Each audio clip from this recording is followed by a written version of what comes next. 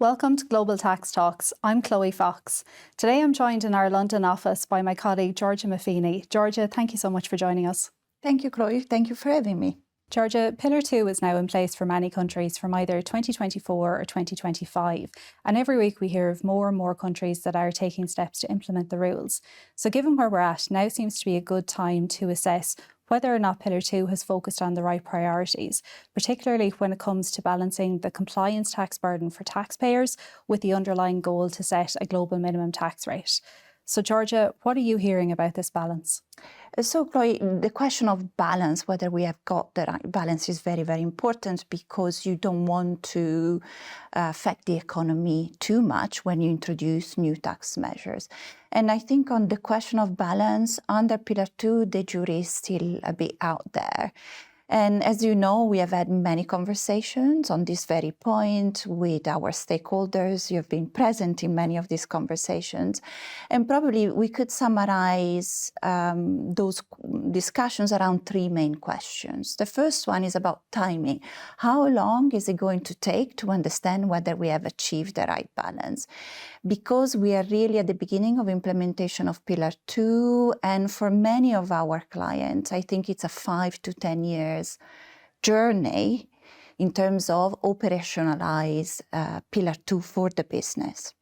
Then the second question is more around, have the simplification efforts around Pillar 2, say the temporary safe harbor, being able to reduce the complexity of Pillar 2? Really, jury is still out there on this one.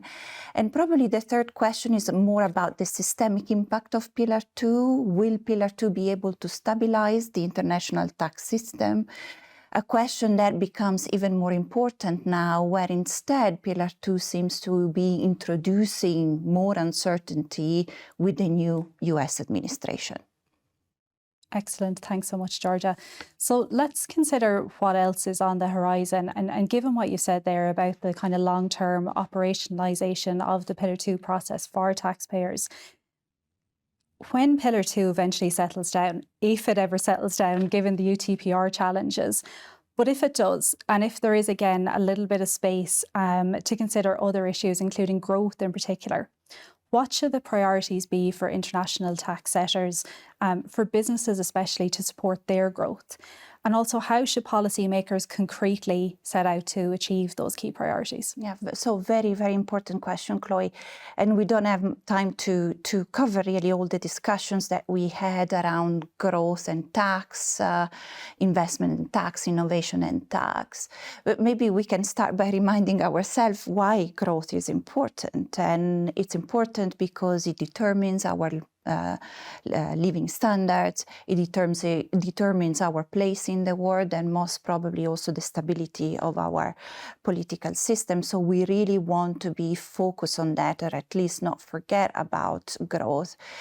And I think in the discussions we have with our clients, with our stakeholders, you might think that when we talk about tax and growth, tax and investment, we come up with very sophisticated technical solutions. In reality, in the last few months, the theme that comes up all the time is the fact that tax policymakers and tax authorities in some countries need to change their attitude versus business, versus the taxpayers, and go back to thinking that taxpayers, businesses are an important stakeholder for growth. And I think, Chloe, we all understand what the constraints for policymakers, for tax administrations are. They are financial constraints, they are political constraints. But it seems that without that change in attitude, anything else will be much less effective, if effective at all. So I think we were all very surprised to hear this theme over and over again above any other more technical theme. Great. Thanks, Giorgia. And in terms of final thoughts, so given everything you've said about what we would like tax policy setters to do, what can businesses do today in terms of improving their resiliency, given that we're still in such a dynamic and changing tax landscape internationally especially?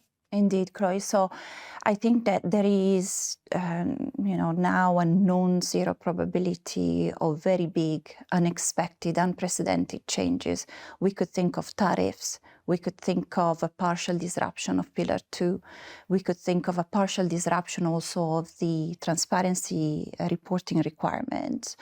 So these are very big changes that would have really an effect on value chains, on other taxes, on how you comply with other taxes. So you really don't want to be caught off guard on these big changes. So monitoring is important, understanding the impact of these measures, these possible measures is important. And I'm saying this knowing that many of our listeners would be at the moment overwhelmed with the compliance burdens, with daily needs of the business, but still very important to look at the horizon and monitor these possible big changes that are coming. Giorgia, thank you so much for sharing your insights and for joining us today. Thank you, Chloe. And thank you for joining us. Make sure to come back next time so that you stay global tax ready.